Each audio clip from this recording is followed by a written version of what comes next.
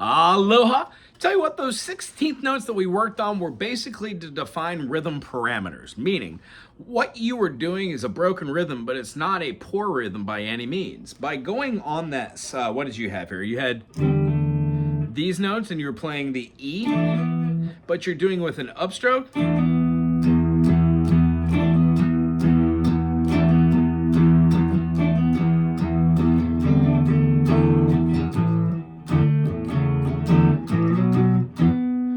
The way that you're going could be done up or down. Doesn't matter where your rhythm is, but what you were doing was fine. What I suggest you do is try and count that as 16ths. One E and a 2 E and a 3 E and a 4 E and a 1 E and a 2 E and a 3 E and a 4 E. What you'll notice is the first time through, if you do it on an upstroke, 1 E and a 2 E and a 1 E. The next time it goes on the downstroke. The next time that you go through there, it does the upstroke. And then when you come over here to your down note, it will be the downstroke. So what I would suggest for this particular song and this particular rhythm, which I hope you keep working on, is to not influence it with any upstrokes besides the one. Just do all downstrokes in the first one.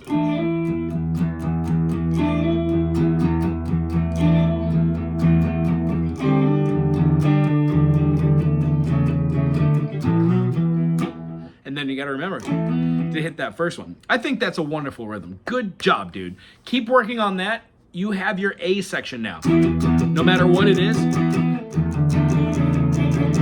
maybe it would feel better to do something like that. Remember, you can always do like a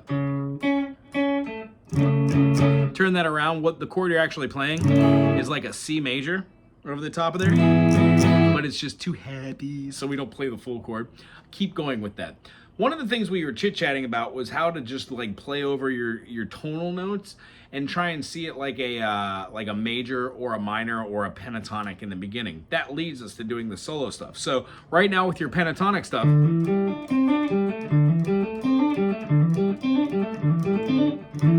we're not really going for speed, but we are going for understanding what notes are inside and outside of a key. So one of the things we were working on was doing the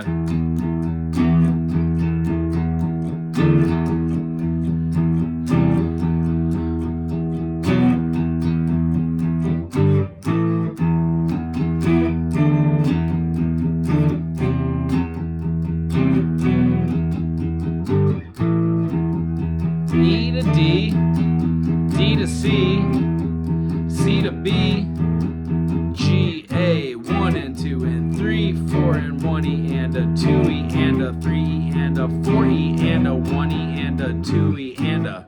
I'm going on the 1 E and a 1, 2 and walking down. That's just one way that I subdivide the 16th note. So what I'd like you to try and do is try and see that this week by the notes you're playing. If you're doing a droning E note, great. If you're doing a droning A note, try it with an A minor chord, maybe the stairway chord, or even here.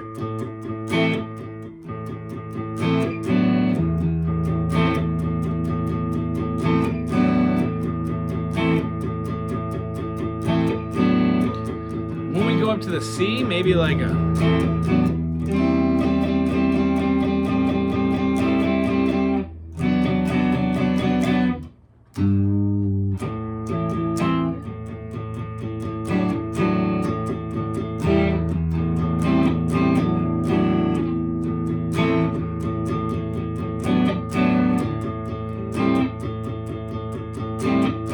What that low droning note is going to do is going to help us really resolve some of those tempo issues, because we have down, down, down, down, down, down, down, down, down, down, down, down, down, down, down, down. But we could also have up, up, up, up, up, up, up, up, up, up, up, up, up, up, up, up, up. We could also have down, up, down, up, down, up, down, up, down. This alternating picking is probably my favorite because it resembles the most of strumming. But your strums do not always have to be 4/4. The concept that I want to ring home though through this session right here is you should be able to play in rhythm before you change to polyrhythms. The fact that you're able to pull off polyrhythms without having them falter is wonderful. That just means that a guitarist like myself would easily go, oh, that's cool, I can play 16th over the top of it. So don't change what you're doing, but what I want to work on is this concept. Pick any chord, maybe like an A major, 4 fingers all flat, and we do 1, 2, 3, 4, 1 and 2 and 3 and 4. Then play that and lift your finger off. 2, 3, 4, 1 and 2 and 3 and 4 and. I'm pressing off, pressing off, pressing off, press off, press off, press off, press off, press off, press off, press. That's giving me staccato notes with lingering notes. I don't have to play the other notes.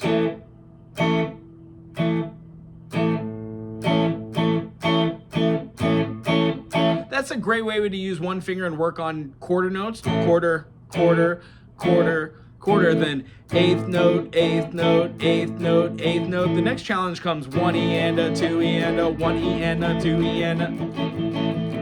It's hard to do that on and off thing with 16th notes. However, at that point, you're just playing full chords, kind of full and fast. Work on going from slow to fast. And then at a certain point, you're gonna feel like these down eighth notes just become too fast, about right here. Now try down and up. That's your switching point. And then you pull your fingers in on your hand and let your hand go real loose. That's how you get speed.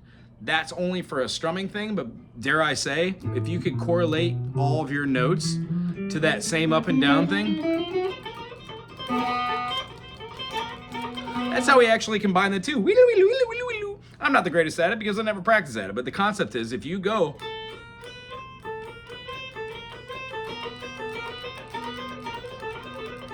you kind of time out where those fingers are supposed to be. So go slow, take deep breaths, and then go from there. And really quick, I just want to leave you on 2 quick ideas. From the 5th fret on the A note, if we played with our first finger, skipped a finger and a fret, and played our 3rd finger on the 7th fret, skipped a fret and not a finger, we would have the first 3 notes of A major. A, B, C sharp. Those same 3 feeling notes are right above it on the A string, the 5th string, playing a D note. We're then gonna have an E, and then we're gonna have an F sharp. The one finger we did not use is going to go to the 6th fret and play that D string, and then resolve for a half step. I know you know this as being a major chord or major scale, Ionian mode, in the key of A major. What I want to do is have you see that when we play a major scale, scoot up a whole step for that B, and then we play a minor scale, we get the first 2 movements or modes of our minor scale. Now the concept is, I want to show you how to play that secondary function as a B minor, but more importantly, I really want to show you how to play it in its true form, a B diminished. So between you and me, A minor is the minor 6 in the key of C. B diminished is going to be the key that we're going to want to play in the key of A minor to C. And then C major is our major 3 in the key of A minor. However, C major is the major 1 and A minor is its relative minor. The context is, I know you know your spider exercises are the inside of your pentatonic. So some of the really cool things I want to work on in the next few sessions while working on just our rhythm are stuff like our pentatonic melds in, like working from one pentatonic into another pentatonic, moving up to another pentatonic, moving up to our final pentatonic, and then moving ourselves past the 12th fret so we could feel comfortable down here doing something like.